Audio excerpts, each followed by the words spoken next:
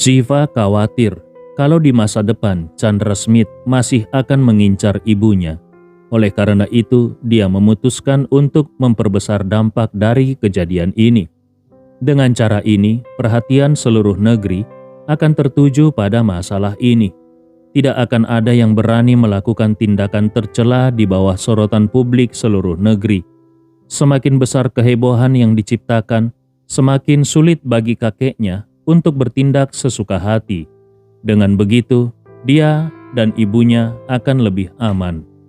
Maka, Shiva menemui kakeknya dari pihak ibu dan memintanya untuk menghubungi media. Dia berencana mengadakan konferensi pers pada sore hari ini untuk mengungkapkan kejadian yang mereka alami di terowongan. Media, kepolisian, dan seluruh masyarakat sudah lama menunggu kabar mengenai keberadaan Shiva dan Hana. Shiva yakin bahwa begitu berita ini tersebar, konferensi pers tersebut akan menarik perhatian besar. Untuk itu, dia juga menghubungi beberapa platform siaran langsung terbesar melalui koneksi temannya. Kali ini, dia berencana menyiarkan langsung konferensi pers tersebut secara online. Tidak lama kemudian, media, situs web, dan aplikasi berita menerima informasi dari keluarga Wijaya bahwa Hana dan Shiva yang telah hilang selama beberapa hari telah kembali dengan selamat ke Makassar. Rincian lebih lanjut akan diumumkan dalam konferensi pers malam ini. Berita ini segera menggemparkan seluruh negeri. Ratusan juta orang telah mengikuti kasus ini dengan cermat.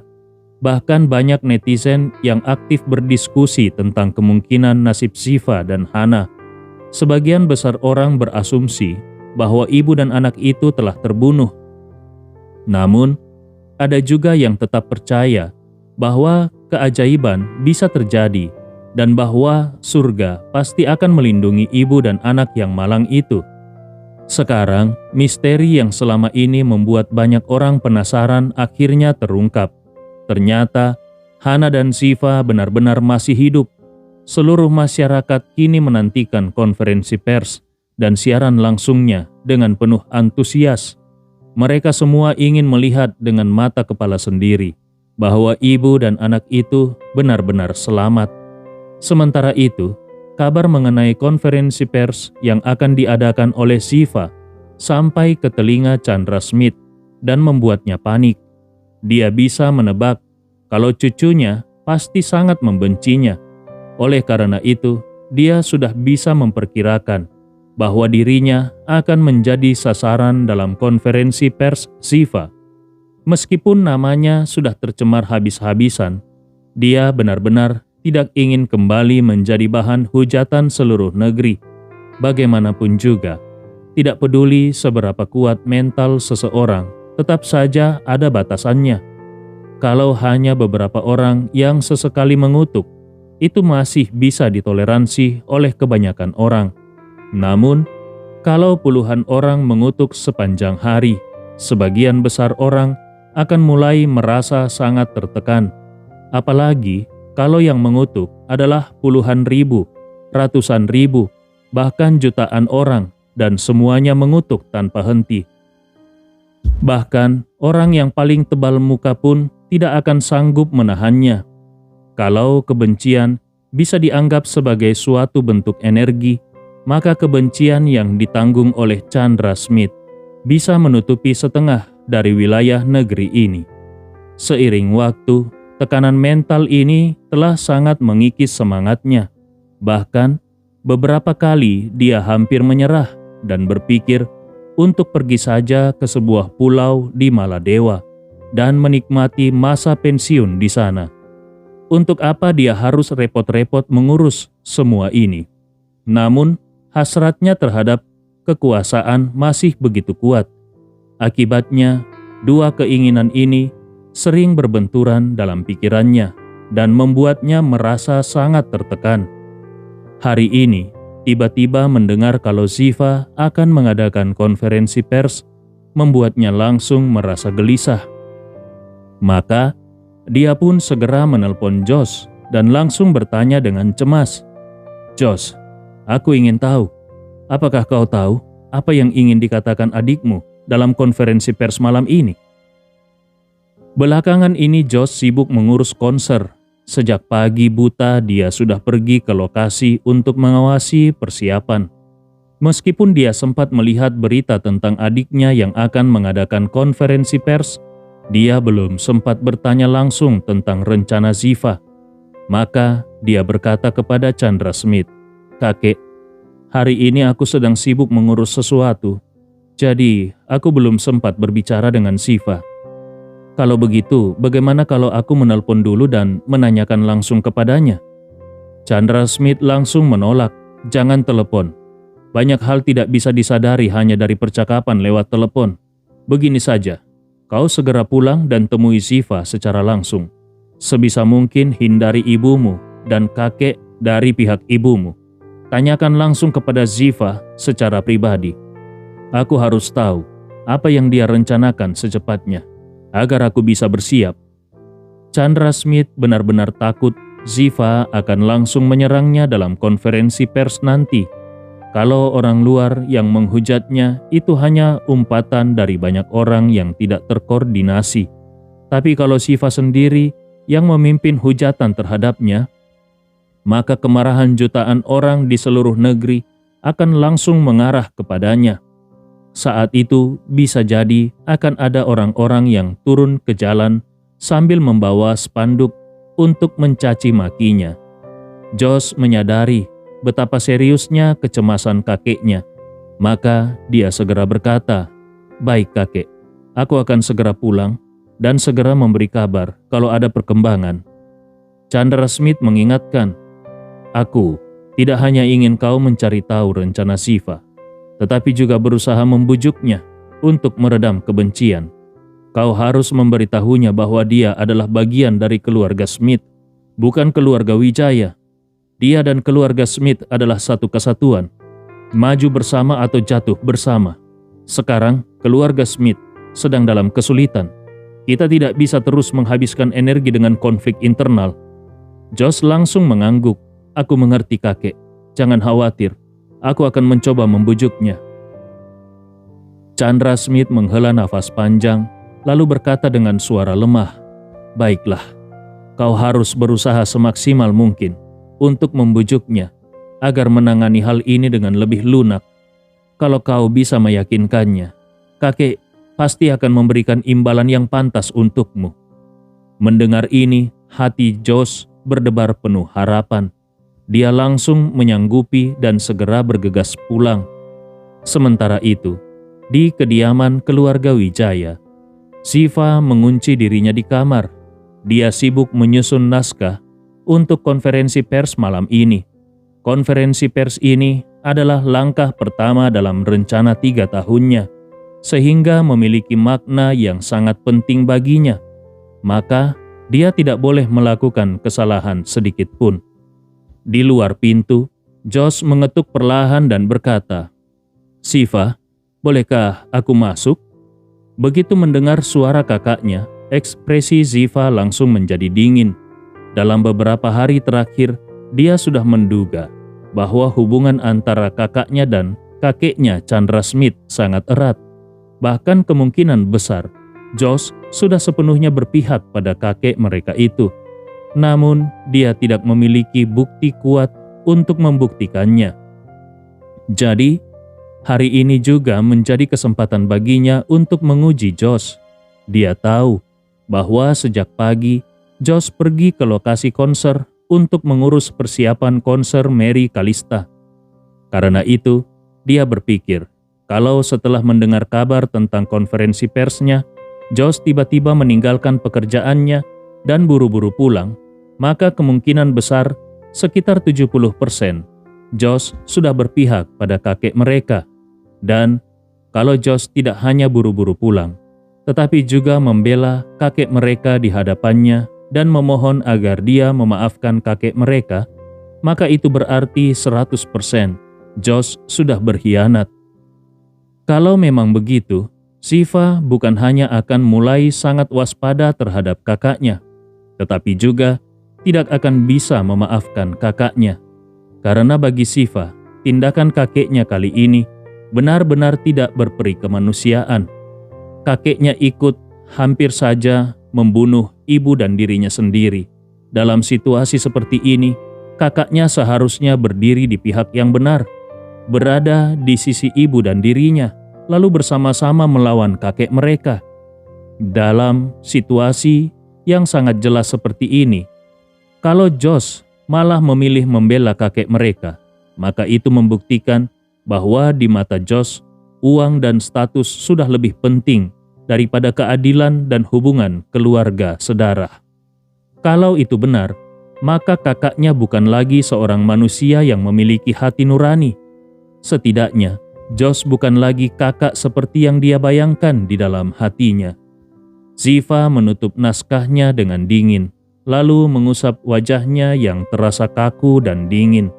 Setelah berusaha membuat ekspresinya tampak lebih alami, dia akhirnya berkata, "Kak, masuklah. Pintu tidak dikunci."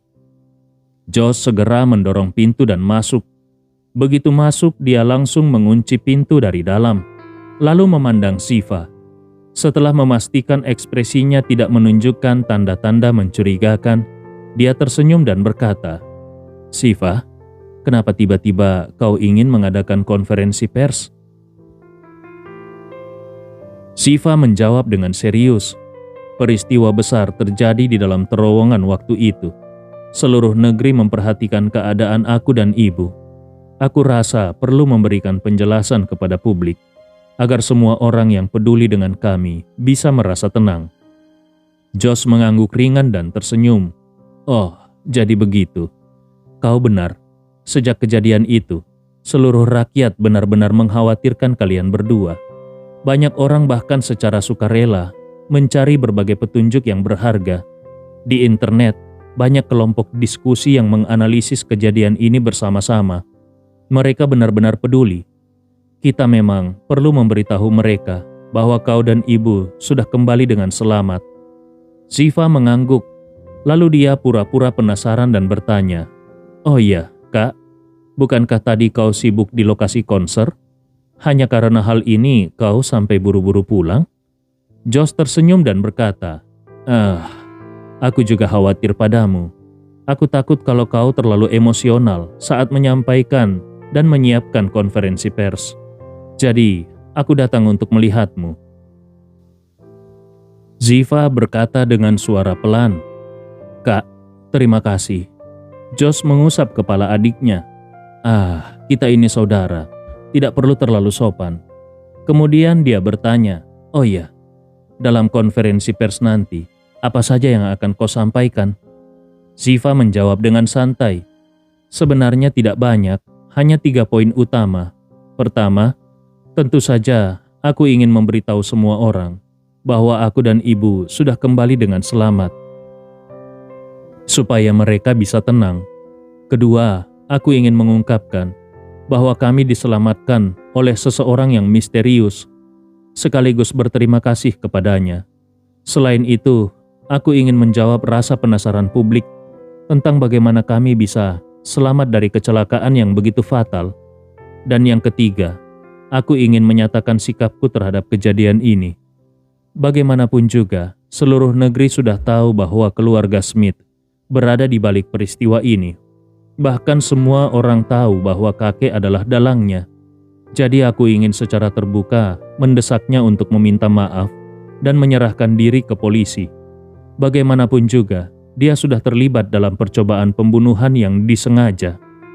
Mendengar hal ini, Josh langsung merasa tegang dan berkata, "Ziva, 2 poin pertama tidak masalah, tapi yang ketiga ini, bukankah terlalu agresif?" Ziva menatap kakaknya dan balik bertanya, "Agresif? Kakak, apakah kau tahu? Kakek berusaha membunuh ibu. Hampir saja kami berdua kehilangan nyawa. Aku hanya meminta dia meminta maaf dan menerima hukuman sesuai hukum yang berlaku. Itu kau anggap sudah terlalu agresif? Lalu apa yang harus disebut atas perbuatannya? Kejam? Tidak berperi kemanusiaan? Lebih buruk dari binatang?" Josh mulai berkeringat dingin dan berkata, "Ziva, bagaimanapun juga dia adalah kakek kita. Di antara semua cucu-cucunya, kau adalah yang paling dia sayangi. Kakek memiliki harapan tertentu kepada cucu-cucunya. Tapi untukmu, dia hanya berharap kau bisa bahagia, tidak peduli yang lainnya. Ziva menatap kakaknya dan di dalam hatinya, dia benar-benar merasa kecewa. Saat ini, dia sudah bisa memastikan kalau kakaknya sudah sepenuhnya berpihak pada kakek mereka, si pembunuh berdarah dingin itu. Namun, dia tidak memperlihatkan rasa kecewanya dan hanya mengangguk ringan sebelum berkata dengan nada tenang, "Kakak, aku mengakui apa yang kau katakan, tapi dalam hidup ini, kita harus adil dan objektif. Itulah sebabnya, dalam menghadapi berbagai hal, kita harus menanganinya dengan jelas, sama seperti mengatur barang-barang. Masing-masing memiliki tempatnya sendiri. Hanya karena dia dulu baik padaku, bukan berarti aku bisa memaafkan perbuatannya yang hampir membunuh ibu." Teguran keras Ziva membuat Josh merasa pusing. Dia tidak bisa menahan diri untuk bertanya di dalam hati, "Memang benar kakek ingin membunuh ibu, tapi apakah ibu sama sekali tidak bersalah?"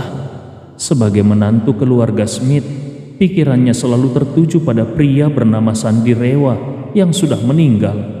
Ibu bahkan secara terbuka ikut lelang untuk membeli rumah yang pernah ditinggali oleh pria itu. Bukankah ini telah merusak martabat keluarga Smith? Lagi pula kita semua sudah dewasa. Apakah dendam masih begitu penting? Keluarga Smith memiliki kekayaan triliunan. Apakah hanya karena kakek mencoba mencelakai ibu, kita harus memutus hubungan dengannya? Memutus hubungan dengannya sama saja dengan memutus hubungan dengan seluruh kekayaan keluarga Smith. Pada akhirnya yang rugi tetaplah kita sendiri. Kalau kita kehilangan hak waris atas kekayaan keluarga Smith, lantas bagaimana dengan masa depan kita? Jangan lupa, kita bermarga Smith, bukan Wijaya. Apakah kau benar-benar berharap kakek dan nenek dari keluarga Wijaya akan membagi warisan mereka kepada kita? Namun, semua pemikiran ini hanya bisa dia keluhkan di dalam hati. Dia tidak berani mengatakannya di depan adiknya, karena dia tahu betul adiknya adalah seseorang yang sangat berpegang teguh pada prinsip moral. Bagi adiknya, benar adalah benar, salah adalah salah, tanpa ada ruang untuk negosiasi. Kalau dia mengatakan hal ini secara langsung, bukan hanya Ziva tidak akan mendengarkannya, tetapi mungkin Ziva akan langsung memutuskan hubungan dengan dirinya. Memikirkan hal ini, Josh merasa sangat frustrasi. Namun di luar, dia hanya bisa berpura-pura setuju dengan Ziva. Dia mengangguk berulang kali dan berkata, "Ziva, kau benar. Hal seperti ini memang tidak bisa dimaafkan.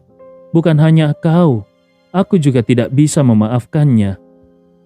Ziva tetap diam. Dia tahu kalau kakaknya pasti masih memiliki sesuatu untuk dikatakan. Benar saja, nada bicara Josh segera berubah. Dengan nada penuh keluhan dia berkata, "Tapi, jujur saja, kalau kita memutuskan hubungan dengan kakek, kita tidak akan mendapatkan keuntungan apapun. Bahkan kita juga tidak akan bisa memberinya hukuman yang berarti." Dia menghela nafas dan berkata, "Ambil contoh yang tadi kau sebutkan. Membiarkan dia menerima hukuman menurut hukum yang berlaku, itu mustahil. Kakek selalu berhati-hati dalam melakukan sesuatu. Dia memiliki banyak lapisan perlindungan. Apakah kita punya bukti langsung bahwa dia ingin membunuh ibu? Kalau kita tidak memiliki bukti langsung, dia bisa dengan mudah menuduh kita mencemarkan nama baiknya. Kalau keadaannya mendesak, dia bahkan bisa mengorbankan seseorang untuk menggantikannya. Jumlah orang yang bersedia menggantikannya tidak terhitung. Apakah kau tahu berapa banyak kambing hitam dan tumbal yang telah dipersiapkan oleh kepala pelayan Anwar untuknya? Jumlahnya terlalu banyak untuk dihitung. Semua itu adalah tembok perlindungannya. Kalau kita tidak memiliki sumber daya dan koneksi dari keluarga Smith, jangankan menjatuhkan kakek, Bahkan menjatuhkan kepala pelayan Anwar pun mustahil bagi kita."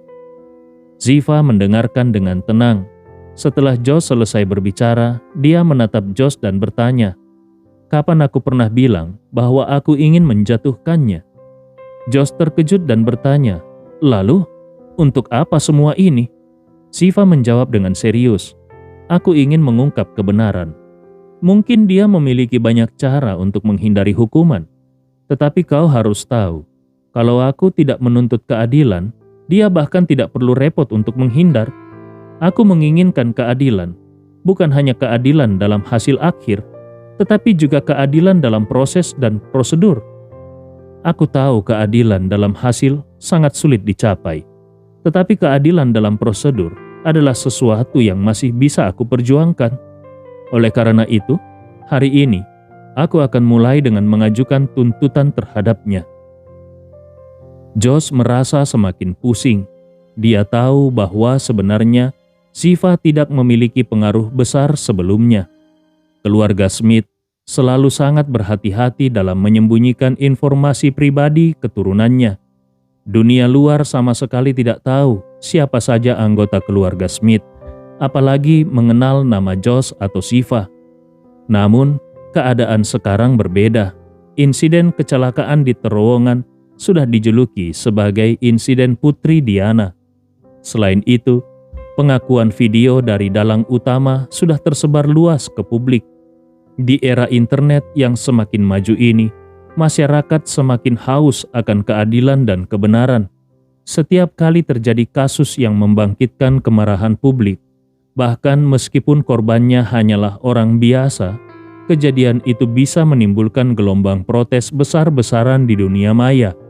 Dari kasus pengasuh kejam hingga kaki tangan pembunuh berdarah dingin, semuanya pernah menjadi sorotan dan sasaran kecaman massal. Namun, apa yang terjadi pada Hana dan Ziva bukan hanya sekedar kasus kriminal biasa. Ini adalah pengkhianatan keluarga yang kejam, pelanggaran moral yang mencengangkan, serta konflik internal dalam keluarga kaya raya. Maka, wajar kalau perhatian publik terhadap kasus ini jauh lebih besar daripada kasus lainnya. Oleh karena itu, Josh hampir yakin bahwa kalau Ziva benar-benar mengecam kakek mereka secara terbuka dalam konferensi pers dan menuntutnya untuk menyerahkan diri, akan ada gelombang besar dukungan dari masyarakat. Bahkan mungkin ada petisi yang mendesak penegakan hukum terhadap kakek mereka. Saat itu, meskipun kakek mereka memiliki banyak lapisan perlindungan dan kemungkinan bisa lolos dari hukuman, tekanan publik yang begitu besar pasti akan menggerogoti diri kakek mereka secara perlahan. Memikirkan semua ini, Josh ragu-ragu sejenak sebelum akhirnya berkata, "Ziva, apakah kau tidak ingin berbicara dulu dengan kakek?" Ziva mengernyitkan keningnya. "Berbicara tentang apa?" Josh menjawab dengan serius, "Tentu saja tentang kompensasi. Aku tahu kau ingin memutus hubungan dengan kakek, tetapi sebagai kakakmu, aku harus mengingatkanmu bahwa kalau masalah ini berkembang ke titik yang tidak bisa dikendalikan, bahkan meskipun kita berhasil menjebloskan kakek ke penjara, kita tidak akan mendapatkan keuntungan apapun. Selain itu, sebelum masuk penjara, kakek pasti akan mengatur semua urusan keluarga Smith, dan dalam pengaturan itu, dia pasti akan mencoret kita dari daftar warisan. Kalau itu terjadi, apa yang akan terjadi dengan kita? Kau adalah cucu perempuan tertua keluarga Smith. Kalau kau tidak merusak hubungan dengan keluarga Smith, maka kau tetaplah seorang putri dari keluarga kaya raya paling elit. Bahkan para sosialita dan pewaris keluarga kaya lainnya pun harus menghormatimu. Selama kau masih memiliki status sebagai bagian dari keluarga Smith, kau bisa menikah dengan keturunan keluarga paling berpengaruh di dunia. Bahkan keluarga kerajaan Eropa pun takkan bisa memandangmu rendah. Tapi, kalau kau benar-benar memutus hubungan dengan keluarga Smith, maka semua status dan keistimewaanmu akan lenyap. Lalu, bagaimana dengan masa depanmu, pernikahanmu, kebahagiaanmu? Yang lebih buruk lagi, kalau kau tidak hanya kehilangan status, tetapi juga menjadi musuh keluarga Smith. Siapa yang berani menikahimu? Menikahimu berarti berhadapan langsung dengan keluarga Smith. Mendengar itu, Shiva tiba-tiba tersenyum dan berkata, "Kakak, di dunia ini selain penyelamatku itu, tidak ada pria lain yang bisa menarik perhatianku. Tidak peduli apakah dia keturunan keluarga kaya atau anggota kerajaan Eropa, bagiku mereka semua tidak ada artinya." Apa yang dikatakan Shiva memang merupakan kata-kata dari lubuk hatinya. Namun, dia mengatakannya bukan hanya karena itu adalah kebenaran, tetapi juga karena dia sengaja ingin Josh mendengar dan menyampaikan hal ini kepada Chandra Smith. Sejak dia menyadari bahwa kakaknya sudah berpihak pada kakek mereka, dia pun segera merancang rencana baru. Rencana itu hanya terdiri dari 3 kata, menggunakan siasat lawan. Dia tahu betul bahwa setiap kata yang dia ucapkan akan diteruskan oleh Josh kepada Chandra Smith tanpa perubahan sedikit pun. Dan itulah yang sebenarnya dia inginkan. Seperti yang diduga, begitu mendengar kata-kata itu, tubuh Josh langsung menegang. Dia tahu kalau kali ini Shiva dan ibunya telah diselamatkan oleh penyelamat mereka. Dia juga sadar kalau penyelamat itu memiliki identitas yang misterius serta kekuatan yang luar biasa. Dulu, keluarga Smith memiliki 2 ahli seni bela diri paling top. Satu adalah Tuan Robert dan satu lagi adalah Reza Tanujaya. Tuan Robert hampir berhasil menembus batas jalur meridian ketiga, sedangkan Reza Tanujaya bahkan lebih hebat karena sudah berhasil menembusnya.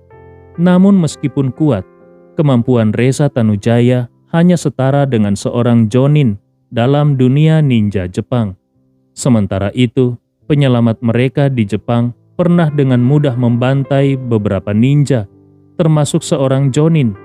Kalau dibandingkan, berarti kekuatan penyelamat mereka setidaknya 2 hingga 3 kali lebih hebat dari Reza Tanujaya. Dan yang lebih mengerikan, dia mampu melakukan itu tanpa mengalami sedikit pun cedera. Kekuatan semacam ini benar-benar belum pernah terdengar dalam dunia seni bela diri domestik. Jangankan seorang petarung bintang 3, bahkan seorang petarung bintang 4 pun mungkin bukan tandingannya. Namun, yang paling membuat Josh cemas bukan hanya soal kekuatan penyelamat itu, tetapi juga hubungan antara pria itu dengan Shiva. Apakah di antara mereka berdua sudah ada perkembangan lebih lanjut? Josh menyadari kalau Shiva sudah menyembunyikan beberapa detail tentang insiden penyelamatan itu darinya. Kalau memang benar Shiva dan penyelamat itu memiliki hubungan lebih dari sekedar penyelamat dan korban, maka situasinya benar-benar buruk. Kalau pria itu bersedia membantu Shiva, meskipun tidak bisa menjatuhkan seluruh keluarga Smith, setidaknya dia bisa menghabisi kakek mereka, Chandra Smith. Terlebih lagi, Shiva sendiri baru saja mengatakan bahwa di dunia ini, hanya penyelamat itu yang bisa masuk ke dalam hatinya. Kalau begitu, bukankah itu berarti mereka memang memiliki hubungan yang mendalam? Hati Josh langsung dipenuhi kepanikan. Dia berpikir, "Ini buruk. Aku seharusnya sudah menduga kalau pria itu mungkin memang tertarik pada Shiva. Kalau tidak, mana mungkin dia mau repot-repot menyelamatkan Shiva sampai 2 kali. Sekali di Kyoto dan sekali lagi di Makassar. Ini benar-benar gawat." Memikirkan hal itu, Josh akhirnya mencoba mengetes reaksi Shiva dan bertanya, "Shiva, apakah kau sudah tahu identitas asli penyelamat itu? Jangan-jangan kalian sudah menjalin hubungan bersama?" Shiva terdiam sejenak sebelum menjawab dengan serius, "Kakak, ada beberapa hal yang sudah aku janjikan kepada Tuan Penyelamat untuk tidak diceritakan kepada siapapun, termasuk kepadamu. Aku harap kau bisa memahaminya." Kata-kata Shiva memang benar. Dia memang sudah berjanji kepada Andi Rewa untuk tidak mengungkapkan identitas Andi maupun detail tentang penyelamatannya. Namun yang membuat Siva cerdas adalah cara dia menyampaikan kalimat itu dengan ambigu. Ungkapan "ada beberapa hal" secara tidak langsung memberikan ruang bagi pendengar untuk berimajinasi dan menebak sendiri. Dan benar saja, Josh pun mulai memikirkan banyak kemungkinan yang tidak bisa dia kendalikan. Josh berpikir di dalam hatinya, apa yang dimaksud Siva dengan beberapa hal? Apakah dia benar-benar sudah bersama dengan penyelamat itu? Josh merasa semakin tidak tenang.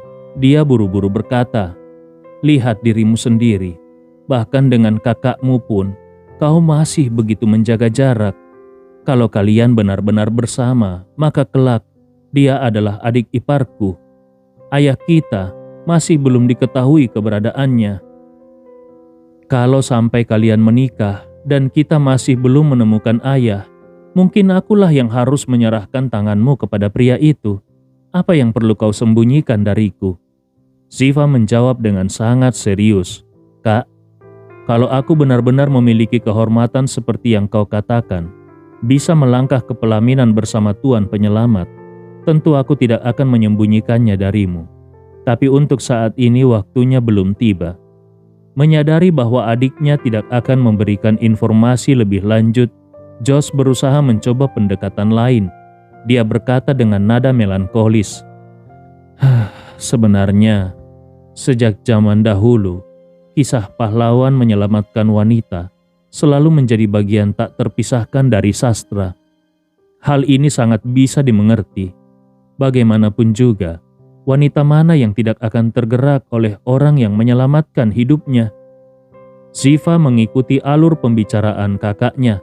Dia mengangguk sambil tersenyum. "Benar, kau lihat sendiri. Sejak aku kembali dari Jepang, aku begitu tergila-gila ingin menemukan Tuan Penyelamatku itu.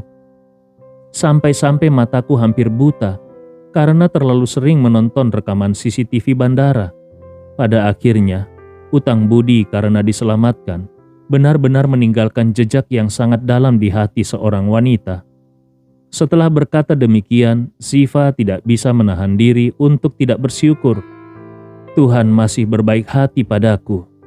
Aku pikir seumur hidupku, aku tidak akan pernah bertemu lagi dengannya.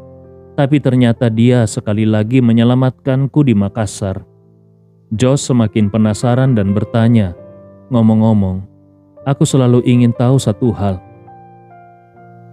Apakah dia orang Indonesia asli atau keturunan Indonesia yang berkewarganegaraan Jepang? Kali ini, saat menyelamatkanmu di Makassar, apakah dia kebetulan ada di sana? Atau apakah dia selama ini diam-diam mengawasi dan melindungimu?" Pertanyaan ini tidak lain adalah upaya menggali lebih dalam identitas si penyelamat. Kalau pria itu memang berasal dari Makassar, maka lingkup pencarian bisa sangat dipersempit. Tapi bagaimana mungkin Siva tidak menyadari niat tersembunyi kakaknya? Namun dia berpura-pura sedikit malu. Lalu dengan ekspresi seorang gadis yang sedang jatuh cinta, dia menjawab dengan nada manja, "Aduh, kakak, kalau yang ini aku benar-benar tidak bisa memberitahumu. Bagaimana kalau kau coba menebaknya sendiri?" Josh langsung menyimpulkan di dalam hatinya. Melihat bagaimana dia tiba-tiba menjadi begitu malu-malu seperti gadis yang sedang kasmaran, apakah aku masih perlu menebak? Pantas saja pria itu muncul di Kyoto waktu itu, lalu sekarang muncul di Makassar. Ternyata kali ini dia memang datang khusus untuk Siva. Bisa jadi sejak pertemuan pertama, dia juga terus memikirkan Siva. Ya, kalau dipikir-pikir ini masuk akal. Siva datang ke Makassar lebih dulu bersama ibu, lalu baru terjadi insiden kecelakaan di terowongan. Mungkin saat Siva baru tiba di Makassar, pria itu sudah mendapat kabar dan langsung menyusulnya. Kalau tidak, mana mungkin dia bisa datang tepat waktu untuk menyelamatkan Siva? Memikirkan hal itu, Josh semakin gelisah. Sebelumnya dia dan kakeknya hanya khawatir kalau konferensi pers ini akan menjadi pukulan berat bagi reputasi pribadi sang kakek. Namun, kini tampaknya ancaman yang jauh lebih berbahaya bukanlah dari konferensi pers itu sendiri, melainkan dari pria misterius yang kekuatannya luar biasa itu. Akhirnya Josh menghela nafas panjang dan berkata, "Kalau kau dan penyelamat itu benar-benar bisa bersama, maka sebagai kakak, aku akan sangat bahagia untukmu. Mengenai kakek, aku tidak akan banyak bicara lagi. Tapi, aku tetap menyarankanmu untuk mempertimbangkan segalanya dengan matang. Masih ada waktu sebelum konferensi pers. Gunakan waktu itu untuk berpikir baik-baik." Ziva tahu kalau kakaknya berniat mengakhiri percakapan ini. Kemungkinan besar kakaknya ingin segera melaporkan informasi ini kepada kakek mereka. Bagaimanapun, dia tadi sudah dengan sengaja membawa nama Tuan Penyelamat, sambil menebarkan sedikit asap untuk mengalihkan perhatian. Kini kakaknya jelas sudah terjebak dalam narasi yang dia bangun. Dan inilah tujuannya sejak awal. Dia sadar kalau dirinya tidak memiliki kekuatan yang cukup besar untuk menghadapi keluarga Smith secara langsung. Karena itu, satu-satunya cara adalah dengan menggunakan nama Tuan Penyelamat sebagai tameng untuk menakuti lawan-lawannya.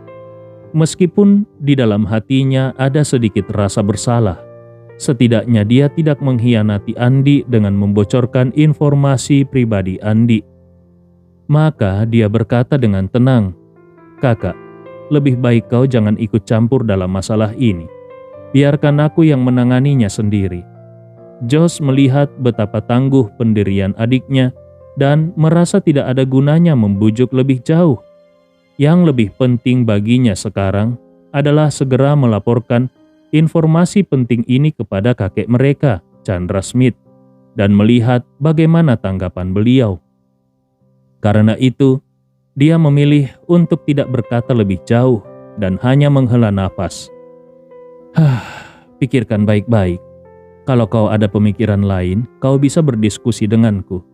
Aku tidak akan pergi ke venue konferensi hari ini. Aku ingin beristirahat di kamarku dulu." Ziva hanya mengangguk dan kemudian dia mengantar kakaknya keluar dari kamarnya.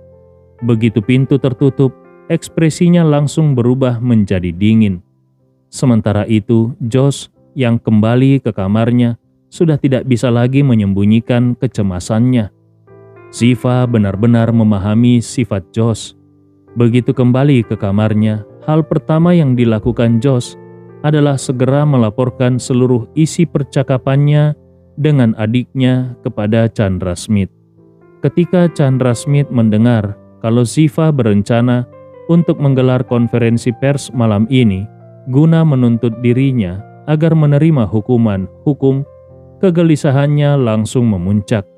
Dia memang memiliki cara untuk menghindari hukuman hukum, tetapi yang benar-benar mengkhawatirkannya adalah bahwa tindakan Ziva ini akan membuatnya kehilangan kesempatan untuk bangkit kembali selamanya. Selama dirinya belum benar-benar menjalani hukuman, masyarakat tidak akan pernah melupakan kasus ini, dan selama dia tetap muncul di hadapan publik, orang-orang akan terus menganggapnya sebagai seorang kriminal yang seharusnya dipenjara. Dengan demikian, kemanapun dia pergi, dia akan diperlakukan seperti tikus got yang diburu oleh semua orang. Reputasinya akan hancur tanpa harapan untuk dipulihkan. Saat dia masih bingung mencari cara untuk menghentikan Ziva dari menuntutnya dalam konferensi pers itu, Josh tiba-tiba menyampaikan sebuah kabar yang membuatnya benar-benar tercengang. Josh berkata, "Aku sudah mencoba menyelidiki sikap Ziva, dan sepertinya dia mungkin memiliki hubungan romantis dengan pria misterius itu. Menurut dugaanku, pria itu pasti mengetahui kalau Ziva datang ke Makassar. Jadi dia sengaja menyusul Ziva ke sini. Ini juga menjelaskan kenapa dia bisa tiba tepat waktu dan menyelamatkan Shiva serta ibu saat kejadian itu berlangsung. Mendengar ini, telapak tangan Chandra Smith langsung dipenuhi keringat dingin. Dia menyadari bahwa segalanya benar-benar berkembang ke arah terburuk. Awalnya dia hanya khawatir kalau Shiva dan Hana selamat dan ternyata mereka benar-benar kembali dengan selamat. Kemudian dia takut bahwa orang yang menyelamatkan mereka adalah seorang ahli bela diri keturunan Indonesia dari Jepang. Dan ternyata itu memang benar. Yang lebih buruk lagi, dia takut kalau pria misterius itu akan terus mendukung Shiva dari balik layar. Dan sekarang tampaknya bukan hanya itu saja. Shiva dan pria itu bahkan memiliki hubungan romantis. Dalam situasi seperti ini, satu-satunya cara terbaik yang bisa dia pikirkan adalah segera memperbaiki hubungannya dengan Shiva. Kalau dia bisa memperbaiki hubungan itu secepat mungkin, maka dia bisa menenangkan emosi Shiva dan mencegah Shiva membuat masalah lebih lanjut. Bukan hanya konferensi pers ini bisa dibatalkan, tetapi ancaman dari pria misterius itu juga bisa dikurangi. Dengan begitu, dia bisa mendapatkan kembali kendali atas situasi. Mungkin dia bahkan bisa membuat Shiva menurunkan kewaspadaannya dan diam-diam menggali lebih banyak informasi tentang pria misterius itu. Begitu dia mengetahui siapa sebenarnya pria itu, dia bisa mencari cara untuk menyingkirkan pria itu sepenuhnya. Setelah itu, dia hanya perlu mencari kesempatan untuk mengirim Shiva ke luar negeri dan mengurungnya di sana. Kalau rencana ini berhasil, maka semua ancaman terhadapnya akan tersingkir sepenuhnya. Setelah memikirkan ini, Chandra Smith mengambil keputusan dan berkata kepada Josh, "Aku akan segera menelpon Shiva dan melihat apakah aku bisa membujuknya." Josh segera berkata, "Kakek, kalau kakek menelpon Shiva sekarang, bukankah itu berarti dia akan tahu bahwa aku diam-diam sudah memberitahu kakek?" Chandra Smith tersenyum tipis dan berkata dengan tenang, "Dengan kecerdasan Shiva, bahkan meski aku tidak menelponnya, dia pasti sudah bisa menebak apa yang terjadi begitu kau menanyakan hal-hal itu kepadanya."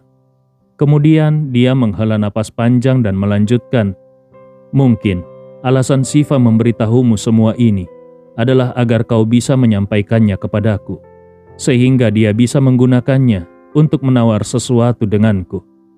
Chandra Smith sangat memahami cucunya yang satu ini. Shiva selalu cerdas sejak kecil, jauh lebih pintar dibandingkan cucu-cucunya yang lain. Shiva jelas bukan tipe orang yang akan begitu mudah dimanipulasi oleh Josh. Mendengar perkataan kakeknya, wajah Josh langsung terasa panas meski hanya berbicara lewat telepon. Josh tahu bahwa adiknya memang lebih cerdas darinya, tetapi kata-kata kakeknya tetap sedikit melukai harga dirinya. Di saat yang sama, dia tidak bisa menahan diri untuk bertanya di dalam hati, apakah Shiva benar-benar sengaja menggunakanku untuk menyampaikan pesan kepada kakek? Namun, Chandra Smith tidak peduli dengan perasaan cucunya saat ini. Dia langsung berkata, "Sudah, kita sudahi dulu pembicaraan ini. Aku akan menelpon Shiva sekarang." Setelah mengatakan itu, dia langsung menutup telepon dan menelpon Shiva. Saat itu, Shiva sedang duduk di meja belajarnya. Dia menatap ponselnya yang tergeletak di atas meja. Ketika layar ponselnya tiba-tiba menyala dan menampilkan nama kakek, dia diam-diam menghela napas lega. Namun, dia tidak langsung menjawab. Dia membiarkan nada dering berbunyi hingga keempat kalinya sebelum akhirnya menekan tombol jawab. Begitu telepon tersambung, Shiva langsung bertanya dengan suara dingin, "Kenapa kakek menelponku?" Chandra Smith segera menjelaskan, "Shiva, kakek menelpon untuk meminta maaf kepadamu. Mengenai apa yang terjadi padamu dan ibumu, kakek memang harus bertanggung jawab sepenuhnya. Tapi percayalah, kakek tidak pernah berniat mencelakaimu. Apa yang terjadi padamu hanyalah sebuah kecelakaan." Siva menjawab dengan nada datar, "Aku percaya pada bagian itu, tapi bagaimana dengan niat kakek untuk membunuh ibuku? Itu pasti bukan kecelakaan, bukan?" Chandra Smith tahu bahwa tidak ada gunanya memberikan alasan atau berbohong dalam situasi ini. Mereka berdua sama-sama pintar, dan kebohongan apapun hanya akan membuatnya terlihat lebih buruk. Maka dia menghela napas panjang dan berkata dengan nada menyesal, Aku akui, aku memang punya dendam besar terhadap ibumu, terutama setelah dia pergi ke Makassar dan secara terbuka menghadiri lelang rumah lama Sandirewa. Itu benar-benar mempermalukan keluarga Smith kita.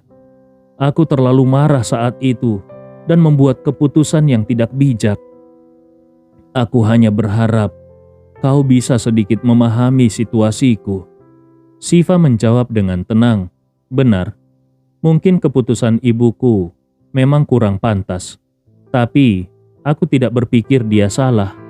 Lagi pula yang pertama kali mengkhianati pernikahan adalah ayahku. Sejak ibu mengandung aku, ayah sudah berselingkuh dan bahkan memiliki anak di luar nikah. Kakek tahu itu. Selain itu, ibuku bahkan sudah mengajukan permohonan cerai dengan jelas sebelum dia datang ke Makassar. Jadi, aku tidak melihat apa yang ibu lakukan sebagai sesuatu yang melanggar prinsip. Tapi kakek, hanya karena hal sepele seperti ini, kakek tega mencoba membunuhnya. Bukankah itu terlalu berlebihan?" Chandra Smith berkata dengan suara yang sangat tulus, "Ya, kau benar. Setelah kejadian itu, aku sangat menyesal dan merasa bersalah. Karena itu aku berharap kau dan ibumu bisa memberiku kesempatan untuk menebus kesalahanku." Siva dengan dingin menjawab, "Menurutku, tidak ada yang perlu ditebus. Ibuku seumur hidup tidak akan mau bertemu dengan kakek lagi.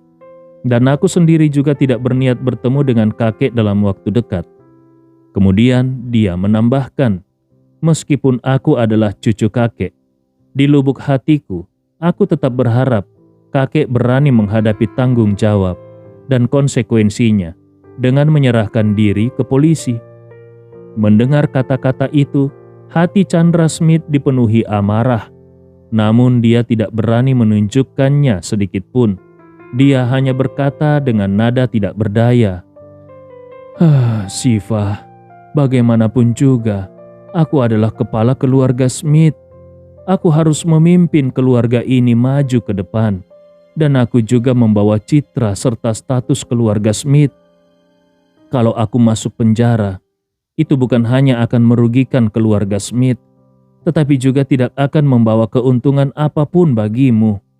Siva berkata, "Aku hanya menginginkan keadilan." Chandra Smith menghela nafas dan berkata, "Keadilan? Siva, begini saja. Kau anak yang cerdas. Kita tidak perlu berbasa-basi. Katakan saja langsung, apa yang harus aku lakukan agar kau bisa melupakan semuanya." Siva berkata, "Seperti yang aku katakan tadi, aku ingin kakek menyerahkan diri ke polisi." Chandra Smith tertawa kecil dan berkata dengan nada tenang, "Siva, kalau aku tidak salah, kau mengatakan semua ini kepada Josh karena sebenarnya kau ingin menegosiasikan sesuatu denganku, bukan? Sejujurnya aku tidak menyalahkanmu atas pemikiran itu. Bagaimanapun juga, aku memang harus memberikan kompensasi kepadamu dan ibumu. Jadi, katakan saja apa yang kau inginkan. Selama aku bisa menerimanya, aku pasti akan menyetujuinya." Siva mendengar Chandra Smith langsung mengungkapkan apa yang ada di pikirannya, dan diam-diam dia menghela nafas. Berbicara dengan orang pintar memang menghemat tenaga. Tidak perlu basa-basi, semuanya bisa langsung ke inti masalahnya. Karena itu dia tidak lagi menyembunyikan niatnya dan langsung berkata, "Kakek benar, aku memang ingin memperjuangkan kompensasi untuk aku dan ibuku. Aku pikir ini adalah hak kami." Lalu dia menambahkan, "Oh, ini bukan hanya untuk aku dan ibuku, tetapi juga untuk ayahku. Aku dengar dia seperti Paman Robin juga menghilang. Dia menghilang saat bekerja untuk keluarga Smith. Jadi, dia juga seharusnya mendapatkan kompensasi yang pantas." Chandra Smith bertanya, "Shiva, apakah kau benar-benar tidak tahu tentang hilangnya ayahmu?" "Dia menghilang di Makassar, dan menurutku kepergiannya sangat berkaitan dengan orang yang kau sebut sebagai penolongmu itu." Shiva membantah, "Aku tidak tahu persis bagaimana ayahku menghilang. Yang aku tahu dia datang ke Makassar untuk membantu keluarga Smith bernegosiasi dengan orang Jepang." Chandra Smith menghela nafas dan berkata, "Ayahmu memang pergi ke Makassar untuk bernegosiasi. Dia seharusnya bertemu dengan Ugaki Akana dari Jepang.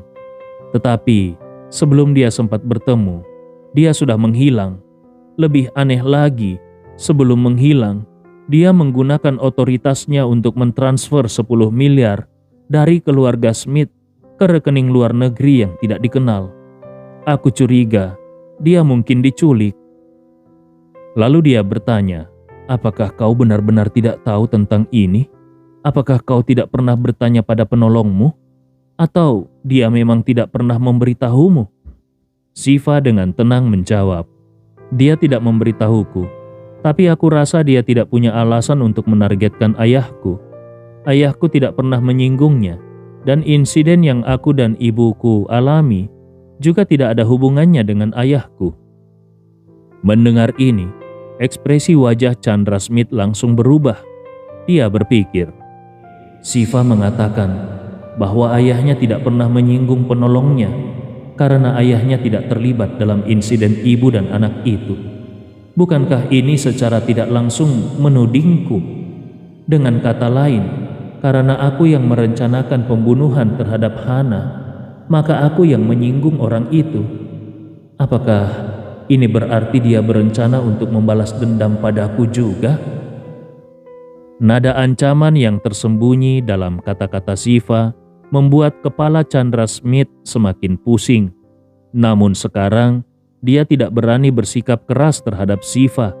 Bagaimanapun, dia masih berharap bisa memperbaiki hubungannya dengan Shiva terlebih dahulu, lalu mencari tahu siapa sebenarnya penolong Shiva.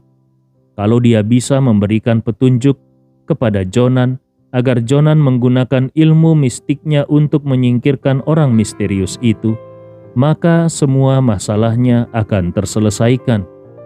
Karena itu, dia segera bersikap lebih lunak dan berkata, "Shiva, kau benar. Aku sudah berbuat salah terhadap dirimu dan ibumu. Dan ayahmu juga mengalami nasib buruk saat bekerja untuk keluarga Smith. Aku memang harus memberikan kompensasi kepada kalian."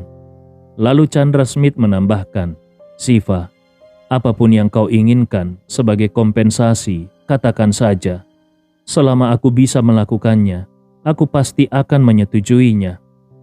Awalnya Shiva sama sekali tidak ingin berurusan dengan Chandra Smith. Dia tidak peduli dengan uang, dan dia juga tidak bisa begitu saja memaafkan tindakan Chandra Smith. Bahkan mungkin tidak akan pernah memaafkannya seumur hidupnya. Namun, sejak Andi Rewa memintanya untuk menjadi kepala keluarga Smith dalam waktu 3 tahun, dia mulai mengubah pola pikirnya.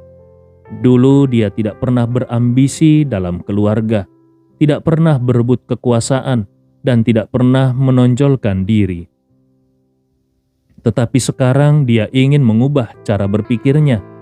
Karena itu, dia bertanya kepada Chandra Smith, "Ayahku bertemu dengan Ugaki Akana. Pasti untuk urusan bisnis pelayaran antar negara, bukan?"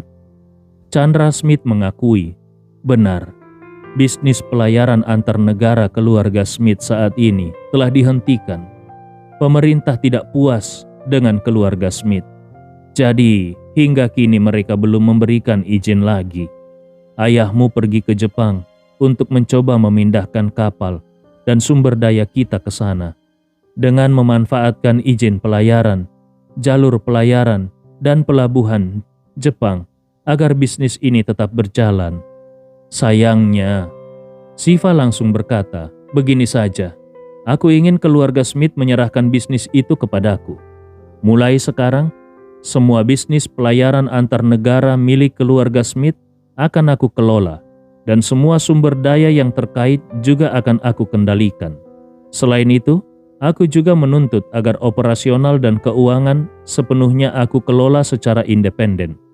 Dalam hal kepemilikan saham, bisnis ini harus sepenuhnya menjadi milikku sendiri, tanpa ada hubungan bawahan dengan keluarga Smith." Chandra Smith terkejut mendengar permintaan Ziva yang begitu besar.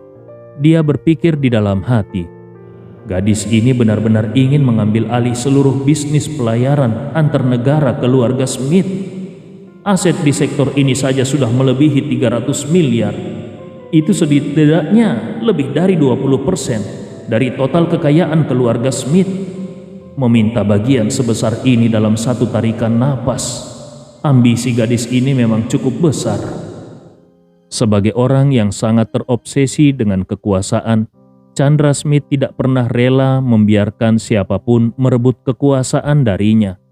Inilah alasan kenapa meskipun usianya sudah lanjut, dia tetap bersikeras mempertahankan posisi sebagai kepala keluarga Smith dan mengontrol setiap aspek bisnis serta keuangan keluarga. 7 anaknya dulu juga pernah mengajukan permintaan untuk membagi harta keluarga, tetapi dia selalu menolaknya mentah-mentah. Ketika anak-anaknya menyadari bahwa membagi harta secara langsung tidak memungkinkan, mereka mencoba pendekatan lain, meminta agar bisnis keluarga dibagi ke dalam beberapa sektor dan diberikan kepada masing-masing anak untuk dikelola secara independen. Namun, Chandra Smith tetap tidak setuju. Dia seperti raja di zaman kuno, bukan hanya menolak membagi kekayaan keluarga kepada anak-anaknya, tetapi juga tidak mau memberi mereka otoritas penuh untuk mengelola sektor bisnis tertentu. Bagi Chandra Smith, keluarga Smith adalah miliknya, dan setiap bagian dari keluarga ini harus tetap berada di bawah kendalinya. Karena itu, saat mendengar permintaan Ziva, reaksi pertamanya adalah amarah yang membara.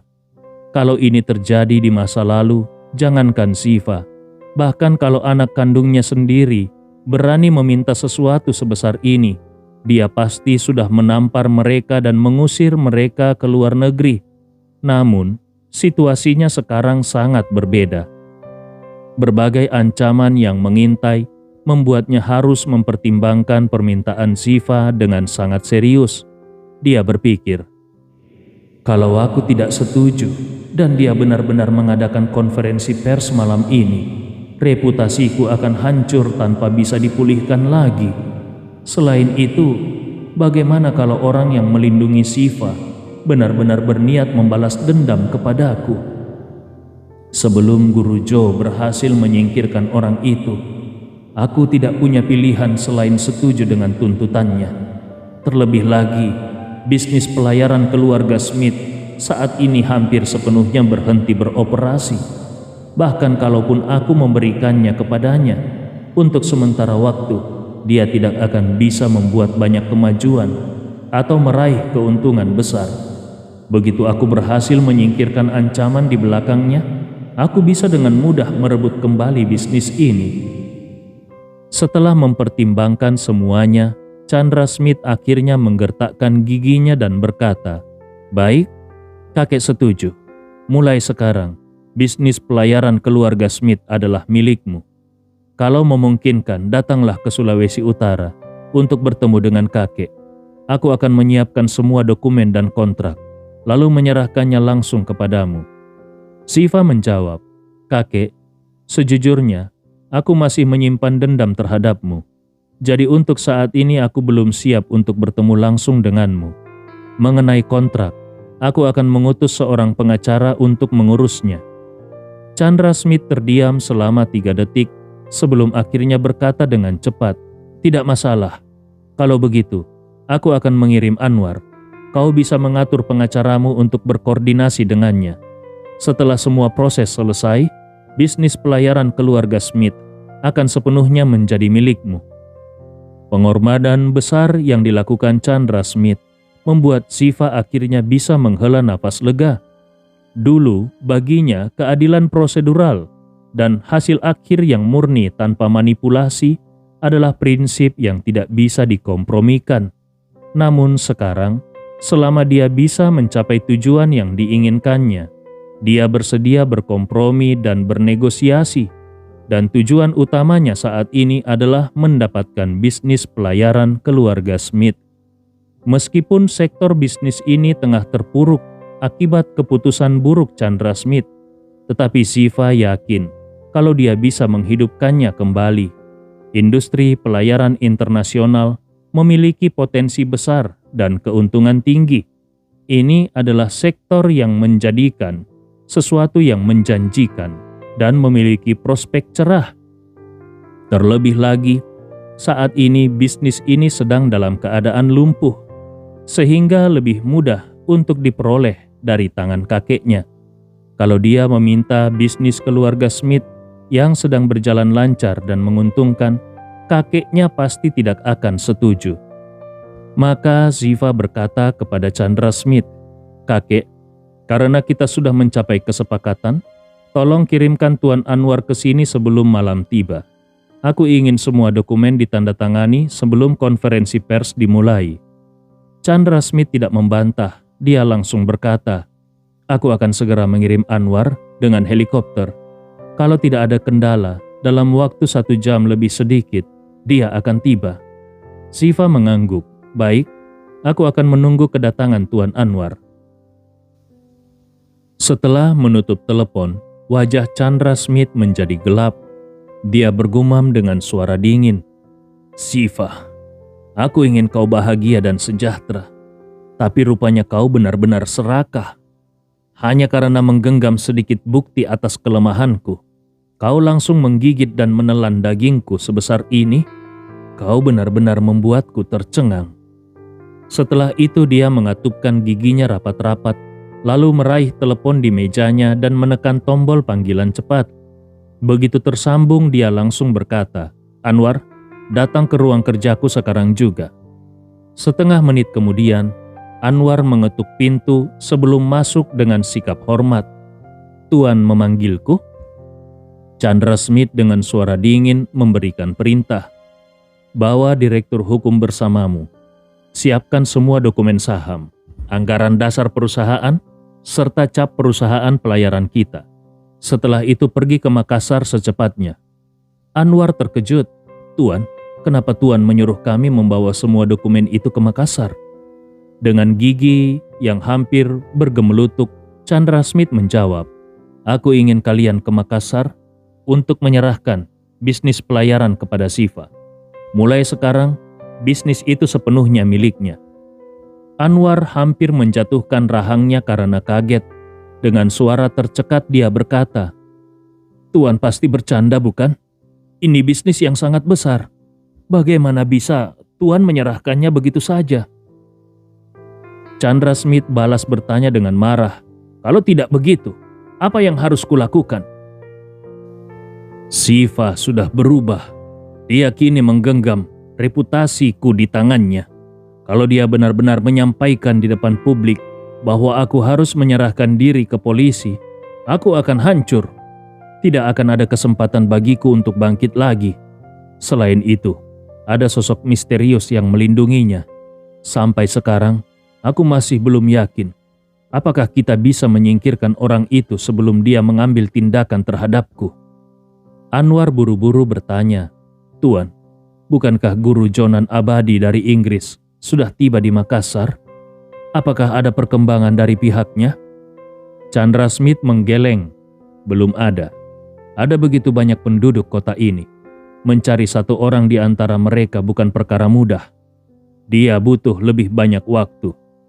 Anwar berpikir sejenak lalu berkata, "Tuan, menurutku lebih baik Tuan menghubungi Reza Tanujaya secara langsung. Orang tua itu sekarang adalah seorang pejuang bintang 4. Kalau kita bisa meyakinkannya untuk menjadi pengawal pribadimu, keamananmu akan jauh lebih terjamin. Dengan begitu, Tuan tidak perlu takut lagi kalau sosok misterius itu ingin menyerang Tuan. Chandra Smith menghela nafas panjang. Reza Tanujaya sebelumnya sudah menunjukkan sikap tegas tanpa meninggalkan celah. Aku rasa dia sudah bertekad untuk memutus semua hubungan dengan kita. Kalau sekarang aku pergi memohon padanya, kemungkinan besar itu hanya akan sia-sia. Setelah itu dia menambahkan, bahkan kalaupun masih ada peluang dengan Reza Tanujaya, itu juga bukan sesuatu yang bisa diselesaikan dalam waktu singkat. Jadi, untuk saat ini, kau tetap pergi ke Makassar dulu. Berikan perusahaan pelayaran kepada Siva. Tenangkan dia dan pastikan dia bisa melewati rintangan hari ini dengan aman. Anwar tidak punya pilihan selain mengangguk patuh. Dengan penuh hormat dia berkata, "Baik Tuan, aku akan segera bersiap dan berangkat." Sementara itu, Andi Rewa menerima telepon dari Sinta. Keluarga Tanujaya sudah memilih 10 anggota terbaik mereka untuk memenuhi ajakan Andi Rewa. Mereka adalah orang-orang yang memiliki kekuatan, bakat, dan loyalitas tertinggi. Mereka siap berangkat ke Makassar untuk melapor kepada Andi Rewa. Menurut Sinta, kali ini Reza Tanujaya, sang tetua keluarga Tanujaya yang baru saja berhasil menembus jalur meridian keempat dan menjadi seorang pejuang bintang 4, juga ikut serta sebagai salah satu dari 10 orang tersebut. Bagi Andi, sebenarnya siapapun yang datang dari keluarga Tanujaya tidak terlalu penting. Lagi pula, dia tidak benar-benar membutuhkan mereka untuk mengorbankan diri demi dirinya. Namun, mendengar bahwa tetua keluarga Tanujaya sendiri yang turun tangan membuatnya merasakan ketulusan dari keluarga Tanujaya. Karena anggota keluarga Tanujaya akan tiba malam ini, Andi Rewa sengaja pergi ke JX Marion untuk memberitahu Riani tentang hal ini.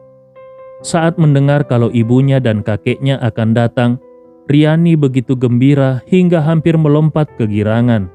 Dan saat mengetahui bahwa kakeknya sudah berhasil menembus jalur meridian keempat dan menjadi pejuang bintang 4, air matanya langsung menggenang karena haru.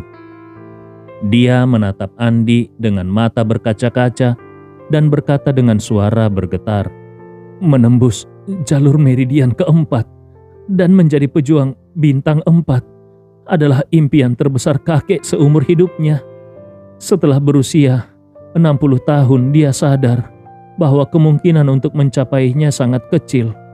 Dan ini menjadi penyesalan terbesar dalam hidupnya." Berbicara sampai di situ, wajahnya penuh rasa terima kasih. "Tuan Andi, semua ini berkat-Mu. Kalau bukan karena jamu yang kau berikan, kakek pasti tidak akan pernah memiliki kesempatan ini. Terima kasih Tuan Andi." Andi Rewa tersenyum kecil. "Tidak perlu berterima kasih untuk semuanya.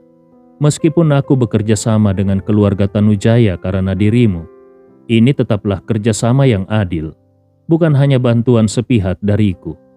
Selain itu, di masa depan, aku mungkin akan membutuhkan keluarga Tanujaya dalam banyak hal.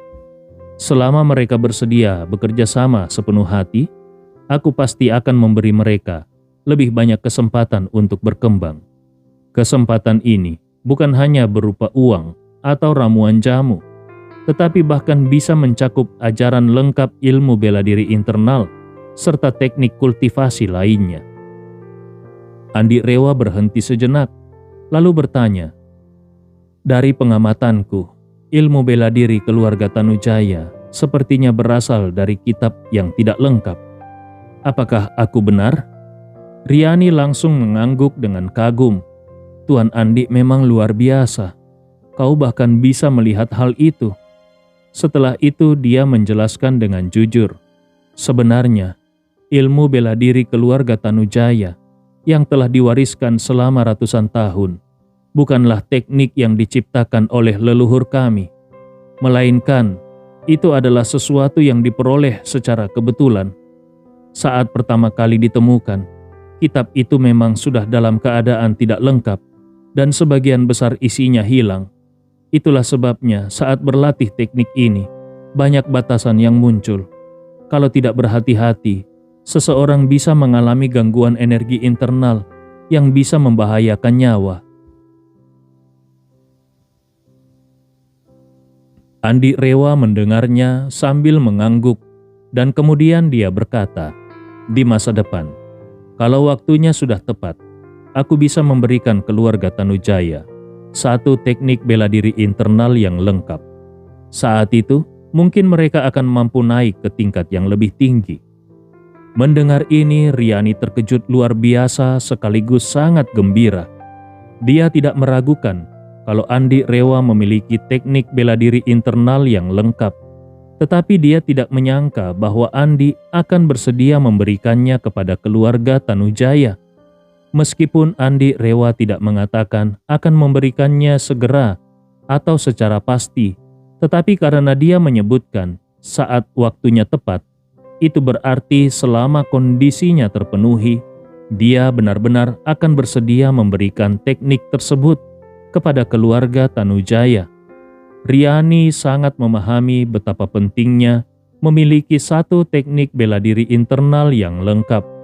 Karena itu, setelah mendengar kata-kata Andi, dia berharap agar keluarga Tanujaya bisa segera menjadi pengikut setia Andi dan secepatnya mendapatkan hadiah yang luar biasa itu.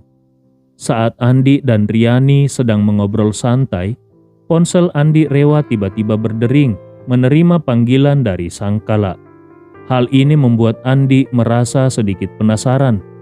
Biasanya Sangkala jarang menghubunginya, tetapi setiap kali menelpon, pasti ada hal yang sangat penting. Maka, Andi Rewa segera mengangkat telepon dan bertanya, "Sangkala, ada hal mendesak apa yang ingin kau sampaikan?" Sangkala tersenyum ringan dan berkata, "Tuan Andi, ini bukan masalah mendesak, hanya ada sesuatu yang perlu kau putuskan." Andi bertanya, "Apa itu?" Sangkala menjelaskan, "Begini, Nona sulung keluarga Smith, yaitu Ziva Smith, akan mengadakan konferensi pers yang disiarkan langsung di seluruh platform malam ini. Dia juga menghubungi platform video pendek yang dibeli oleh keluarga Rewa dan berharap kita bisa ikut menyiarkan langsung konferensi tersebut dan memberikan dukungan promosi. Aku ingin meminta keputusanmu, apakah kita akan menyetujuinya?" Andi Rewa tidak terlalu mengikuti berita hari ini. Jadi dia sama sekali tidak tahu kalau Ziva akan mengadakan konferensi pers. Mendengar ucapan Sangkala, dia menjadi penasaran dan bertanya, kenapa Ziva tiba-tiba mengadakan konferensi pers? Dan kenapa dia membuatnya sebesar ini? Apakah dia sudah mengungkapkan isi konferensinya? Sangkala segera menjelaskan, kabarnya konferensi ini terkait dengan pengalaman yang dialami oleh dia dan ibunya belakangan ini. Bagaimanapun, insiden kecelakaan mobil yang menyebabkan mereka hilang sudah menarik perhatian seluruh negeri. Sekarang, dia kembali dengan selamat. Wajar kalau dia memberikan penjelasan kepada publik. Sangkala berhenti sejenak dan melanjutkan, "Selain itu, aku rasa Ziva mungkin sedang merencanakan sesuatu yang lebih besar. Bisa jadi, dia akan memanfaatkan kesempatan ini untuk menyerang kakeknya Chandra Smith di depan seluruh rakyat. Itulah sebabnya aku menelponmu. Aku ingin tahu apakah kita harus terlibat dalam hal ini." Andi Rewa berpikir sejenak. Dia menganalisis situasi berdasarkan kepribadian Ziva, lalu berkata, "Sangkala, izinkan platform kita untuk menyiarkan konferensinya." Sangkala ragu-ragu dan berkata, "Kalau dia benar-benar menyerang Chandra Smith dalam konferensi ini, kita bisa berada dalam posisi yang sulit. Semua orang di Jakarta tahu bahwa platform video pendek ini dimiliki oleh keluarga Rewa. Kalau kita secara terbuka membantu Ziva dalam konferensinya, kita bisa dianggap sedang mempermalukan keluarga Smith. Hal ini mungkin membuat kita dijauhi oleh kalangan atas. Dalam dunia kelas atas ada aturan yang harus dipatuhi. Biasanya mereka tidak menyukai trik licik yang dilakukan secara terang-terangan. Selama ini, banyak orang kaya yang menggunakan pasukan cyber untuk menyudutkan lawan mereka. Mereka selalu menggunakan pihak ketiga agar tidak ada bukti langsung yang mengarah kepada mereka, meskipun semua orang sudah menduganya. Namun, situasi keluarga Rewa kali ini berbeda. Semua orang tahu bahwa platform tersebut adalah milik mereka. Kalau mereka sengaja menggunakan platform itu untuk menargetkan keluarga Smith, citra mereka di mata publik pasti akan tercoreng.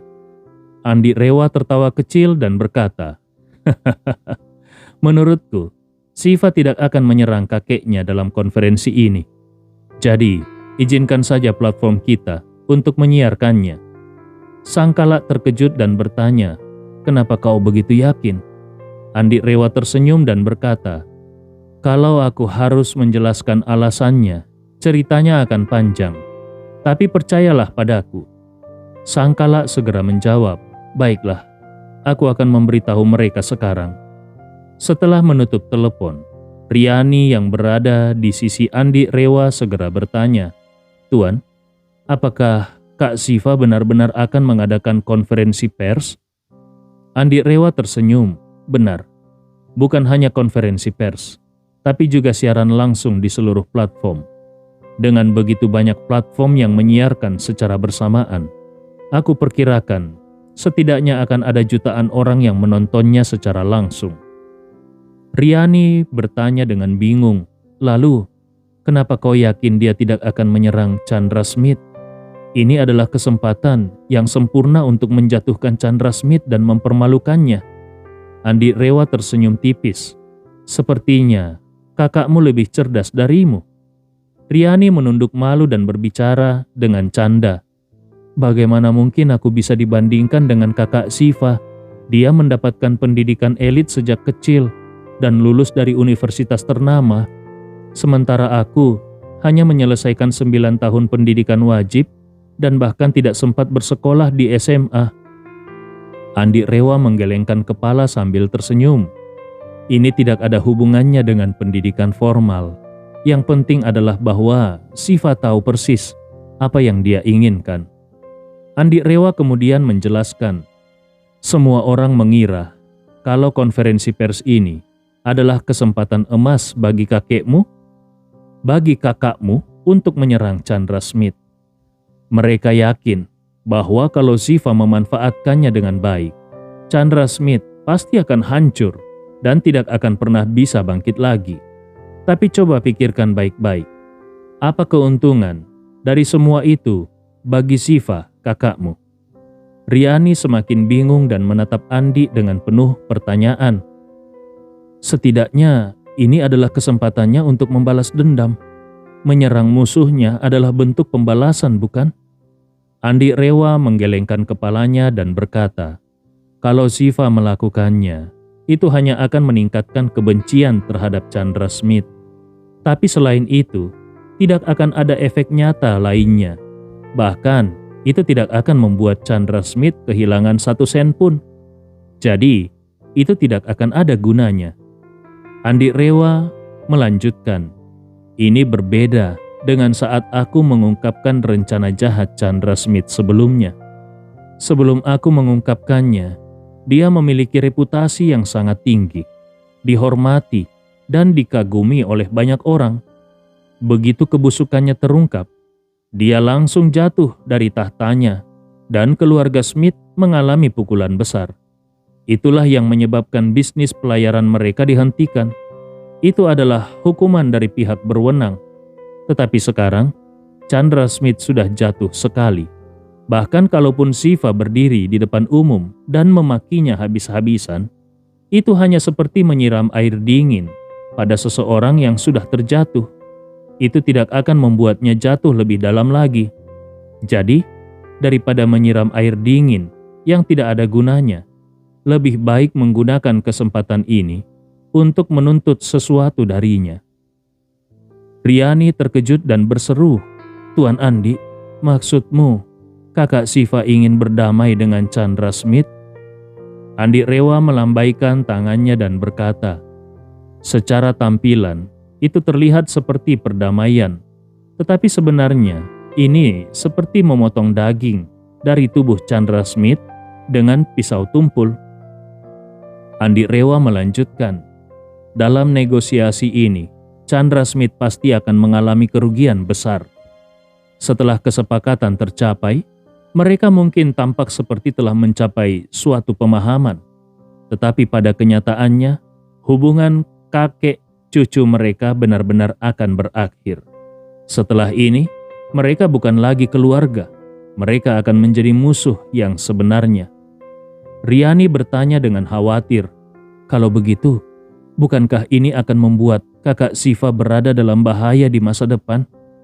Andi Rewa tersenyum dan menggelengkan kepalanya.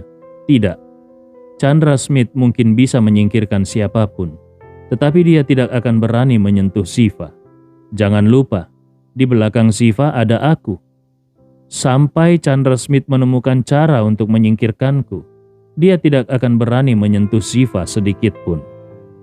Andi Rewa menambahkan, kakakmu benar-benar ingin bertarung untuk posisi kepala keluarga Smith kali ini. Ini adalah hal yang baik. Kalau suatu hari dia benar-benar menjadi pemimpin keluarga Smith, maka dendam panjang antara keluarga Smith dan keluarga Rewa bisa berakhir di sini. Selain itu, masa depanmu, ibumu, bahkan seluruh keluarga Tanujaya juga akan memiliki masa depan yang lebih baik. Saat itu, kau bisa mengubah identitasmu dan menjadi orang kepercayaan di sisi kakakmu. Kalau dia memiliki dukungan penuh darimu dan keluarga Tanujaya, masa depannya pasti tidak terbatas.